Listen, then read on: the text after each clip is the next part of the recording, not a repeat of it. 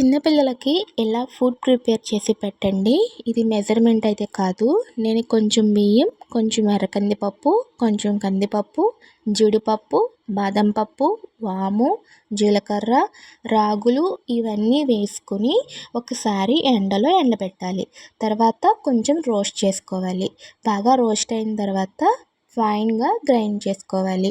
Grind చేసుకున్న ఈ మిశ్రమాన్ని ఒక స్పూన్ తీసుకొని ఇందులోనే వాటర్ యాడ్ చేసుకుంటూ మనం కలుపుకోవాలి. తర్వాత ఎసరికి కొంచెం వాటర్ వేసి అందులోనే కొంచెం ఉప్పు వేసుకొని ఈ కలుపుకున్న ఈ మిశ్రమాన్ని దాంట్లో వేసేసుకొని ఎసరులో ఒక 5 to 6 మినిట్స్ బాయిల్ అవ్వనివ్వాలి. ఇలా డైలీకి 2 టైమ్స్ బేబీస్ పెడితే చాలా టేస్టీ అండి, చాలా హెల్తీగా కూడా ఉంటారు.